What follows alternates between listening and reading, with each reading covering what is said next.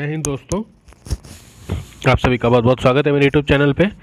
कल मैंने आपको 17th BPSC pre examination open mock test का 15 क्वेश्चन कराए थे और मैंने बताया था कि मैं इसमें आपको सिर्फ साइंस करा रहा हूँ। तो आज हम देखेंगे साइंस और साइंस से आगे भी क्वेश्चन होंगे तो उन सारे को कंप्लीट करेंगे। ठीक है, तो साइंस हम कर रहे हैं, 15 क्वेश्चन कल हो चुका था। आज आगे बढ़ते हैं।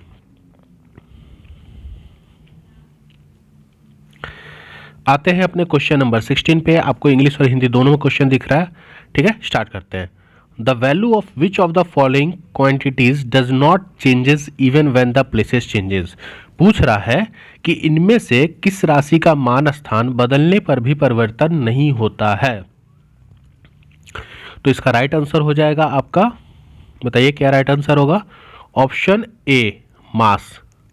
मास का आपका क्वांटिटी चेंज होने के बाद भी मास में प्लेसेस में आपके कोई चेंजेस देखने को नहीं मिलते, जबकि फ्रिक्शनल चेंज हो गया, वेट हो गया, ग्रेविटी हो गया, they are not same at all. Same at all, ये सेम नहीं होते हर जगह। जैसे जैसे प्लेसेस चेंज होगा तो ये भी अपने आप को चेंज करेंगे, इसीलिए इन्हें डेरिवेड यूनिट भी कहा जाता है। डेरिवेड यूनिट मतलब those units which changes places when which changes their quantity when the places is changes। Okay, तो मास आपका आंसर होगा, याद रखिएगा। क्वेश्चन नंबर 17 चलते हैं। The rate of change of momentum of a system is proportional to. जो rate of change of momentum होता है वो किसके प्रोपोर्शनल होता है।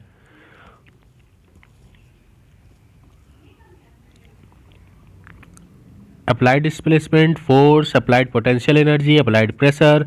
इसका राइट आंसर हो जाएगा आपका अप्लाइड प्रेशर। ठीक है, तो जो मोमेंटम होता है, आपको पता है मोमेंटम को हम पी से डोनेट करते हैं और क्या होता है इसकी मास इनटू वेलोसिटी। ठीक है, और ये जो आपका ये कॉन्सेप्ट जो है कि rate of change of momentum of a system is directly proportional to the applied force, इसे हम सेकंड आपका न्यूटन सेकंड लॉ भी कहते हैं। तो न्यूटन का जो सेकंड लॉ था वो भी आपका इसी से रिलेट होता है, न्यूटन सेकंड लॉ। ठीक है, जो concept of Newton second law है वो इसको डिफाइन करता है। आगे बढ़ते हैं। What is the dimension of acceleration. Acceleration का डायमेंशन बताना है आपको, तो बताइए इनमें से त्वरण की विमा क्या होगी। तो इसका राइट आंसर हो जाएगा आपका ये ml/t। ठीक है, frictional force act as a. Frictional force क्या होता है, तो बताइए घर्षण बल क्या होता है, मतलब वो क्या कार्य करता है। परपेंडिकुलर होता है डायरेक्शन ऑफ मोशन के, या फिर at the angle direction of motion, in the direction of motion, या opposite to the direction of motion. तो जो फ्रिक्शनल फोर्स होता है वो आपका डायरेक्शनल फोर्स के अपोजिट में लगता है, किसी भी वस्तु को रोकने के लिए उसको लगता है। तो फ्रिक्शनल फोर्स कब प्रोड्यूस होता है, जब कॉन्टैक्ट बिटवीन टू सब्सटेंस, मतलब दो सरफेस का, जब दो सरफेस का कॉन्टैक्ट होगा, दो सरफेस के बीच जब कांटेक्ट होगा तो उस कांटेक्ट को हम फ्रिक्शनल फोर्स कहते हैं, और उसे हम कभी कभी कांटेक्ट फोर्स भी कहते हैं। क्या कहते हैं, कांटेक्ट फोर्स। ठीक है, क्लियर है, आगे बढ़ते हैं। If a length of a simple pendulum is increased, what will the effect of the time period. अगर लेंथ ऑफ सिंपल पेंडुलम अगर इंक्रीज हो रहा है तो इसके टाइम पीरियड पे क्या अंतर पड़ेगा। इंक्रीज होगा, डिक्रीज होगा, कीप चेंजिंग, या फिर रिमेन सेम। तो इसका राइट आंसर हो जाएगा ऑप्शन ए। जब length of simple pendulum increase होता है तो उसका जो इफेक्ट होता है टाइम पीरियड का वो भी इंक्रीज होता है। कहने का मतलब कि टाइम पीरियड इंक्रीजेज, अगर टाइम पीरियड इंक्रीजेज हो रहा है then length will also increase. If time period decreases then length will also decrease। okay, आपका time period does not depend on the mass of pendulum. Time period आपका mass of pendulum पे depend नहीं करता है, तो ये चीज थोड़ा सा याद रखिएगा। आते हैं क्वेश्चन नंबर 21 पे। विच of the following statement is correct definition of gene mapping. यहाँ पे जीन मैपिंग का बताना है, कौन सा करेक्ट डेफिनेशन है जीन मैपिंग का। इंग्लिश वाले इधर देखें, हिंदी वाले इधर देखें, इसलिए मैंने थोड़ा सा स्क्रीन को छोटा रखा है कि आप इंग्लिश हिंदी दोनों में क्वेश्चन को देख सकें। तो जीन मैपिंग क्या होता है, जीन मैपिंग एक मेथड होता है जिसमें हम लोकेशन ऑफ जीन्स को और डिस्टेंस बिटवीन जीन्स जो होता है क्रोमोसोम्स में उसको हम क्या करते हैं, रेक्टिफाई करते हैं। तो it is a method used for determining the location of gene and relative distance between gene and chromosomes. तो याद रखिएगा जीन मैपिंग। आगे बढ़ते हैं। Who among the following scientist proposed the chromosomal theory of inheritance. आपको बताना है inheritance जो क्रोमोजोल थ्योरी थी उसको कौन से साइंटिस्ट ने एक्सप्लेन किया था।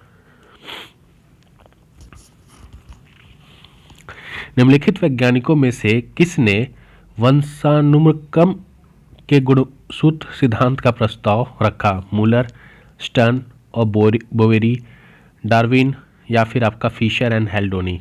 तो इसका राइट आंसर हो जाएगा ऑप्शन बी, सुल्टन एंड डेवरी। इन्होंने 1902 एंड 1903 में इस थ्योरी को क्या किया था, प्रपोज किया था, मतलब लाया था।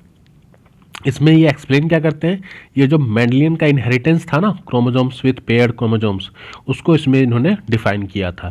ठीक है, आगे बढ़ते हैं। 23 विच of the following is nitrogen fiction organism. Nitrogen fiction organism कौन सा होता है, आपको पता है नाइट्रोजन फिक्सेशन बहुत हेल्पफुल होता है प्लांट्स के लिए, तो बताइए कौन सा इनमें से होगा। नोस्टॉक, एनाबिना या एजोटोबैक्टर। तो ये आपके तीनों आंसर होंगे। ठीक है, तो all of the above answer हो जाएगा, ये आपका आंसर हो जाएगा क्योंकि तीनों आपके ऑप्शंस नाइट्रोजन फिक्सेशन में क्या करते हैं, मदद करते हैं।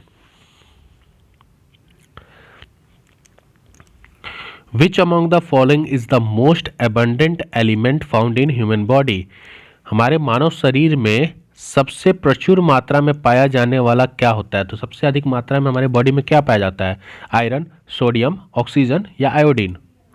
तो सबसे अधिक मात्रा में हमारे बॉडी में ऑक्सीजन पाया जाता है। अगर आपसे कोई पूछ ले ऑक्सीजन कितनी मात्रा में पाया जाता है, तो ऑक्सीजन आपका पाया जाता है 65%। ठीक, ऑक्सीजन के बाद क्या आता है, कार्बन आता है। कार्बन कितना पाया जाता है हमारे बॉडी में, 18.5%। ठीक है, 18.5%। सबसे ज़्यादा ऑक्सीजन 65%, उसके बाद कार्बन आपका 18.5%।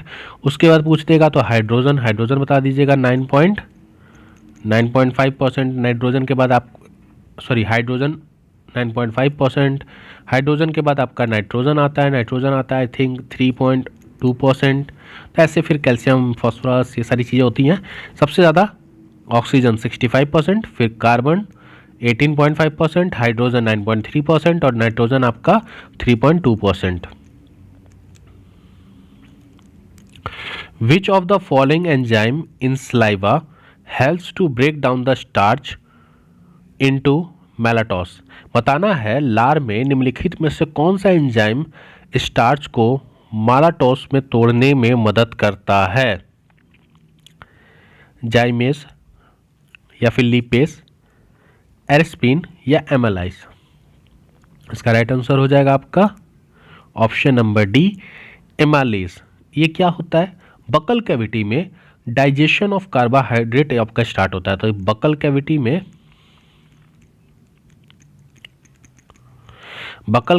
आपका जो डाइजेशन होता है वो आपका प्रोसेस शुरू होता है किसका, स्टार्च का।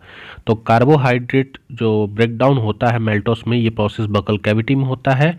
और किसकी मदद से होता है, तो ये आपका इमाइलेज की मदद से होता है, इमाइलेज। ठीक है, आगे बढ़ते हैं।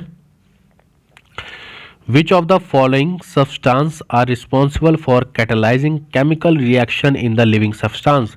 बताइए इनमें से कौन सा पदार्थ जीवों में रासायनिक प्रतिक्रियाओं को उत्प्रेक्षित करने के लिए जिम्मेदार है।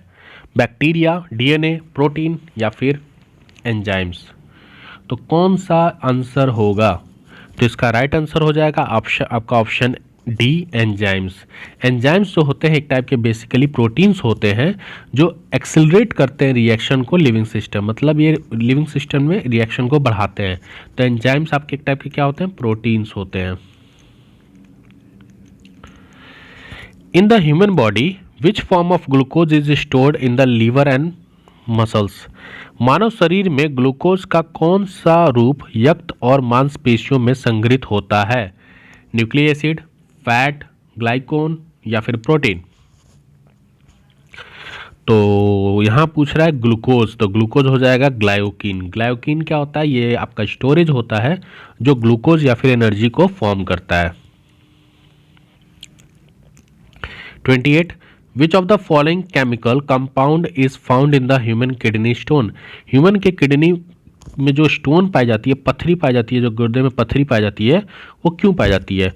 Sodium benzoate, sodium acetate, calcium carbonate या कैल्शियम ऑक्सोलेट। बताइए क्यों पाई जाती है ये? तो इसका राइट आंसर है आपका कैल्शियम ऑक्सोलेट। कैल्शियम ऑक्सोलेट के चलते ही जो आपके ह्यूमन के जो स्टोन पाया जाता है किडनी में, वो इसी चलते पाया जाता है। कैसा होता है ये आपका इन्वलप शिफ्ट का होता है। इन्वलप शिफ्ट का पाया जाता है प्लांट्स में, जिसे हम रैपिडस कहते हैं। ठीक है, प्लांट्स में। ठीक है, how many pairs of cranial nerves are present in humans. Human beings में आपके क्रैनिकल नर्व्स जो कपाल तंत्रिकाएं होती हैं, वो कितने जोड़े में मौजूद होती हैं? तो कितने जोड़े में मौजूद होती हैं? ये आपकी 12, 31, 15, 21। तो जो आपके क्रैनिकल नर्व्स होते हैं, ये आपके bottom surface of the brain में पाया जाता है। कहाँ पाया जाता है ये आपका? बॉटम सरफेस ऑफ ब्रेन में पाया जाता है। ब्रेन, तो ब्रेन का जो बॉटम सरफेस होता है ना, वेंट्रिकल सरफेस, उसमें ये आपका पाया जाता है। कितने होते हैं? 12 होते हैं। ठीक है, याद रखिएगा। आगे बढ़ते हैं क्वेश्चन नंबर 30 की तरफ। विच of the following statement in the human beings the cerebrum, आपको क्या बताना है? करेक्ट आंसर बताना है। अच्छा, करेक्ट आंसर बताना है इनमें से एक करके। तो सबसे पहला है cerebrum is the largest part of the brain which regulate function like interpreting touch, vision, hearing, speech, reasoning, learning, fine controls and development. मस्तिष्क सबसे बड़ा भाग होता है, तो ये बात आपका एकदम सही है, होता है।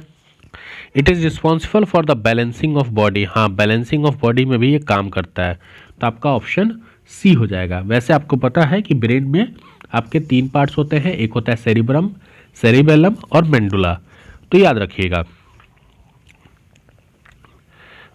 साइंस के क्वेश्चन आपके कंप्लीट हो गए हैं। थोड़ा सा मैथ के क्वेश्चन अगर करने हैं तो फटाफट हम कर लेते हैं। If the length of a rectangle is 8 metre और इसका विथ 6 मीटर है, तो बताइए इसका डायगोनल कितना होगा।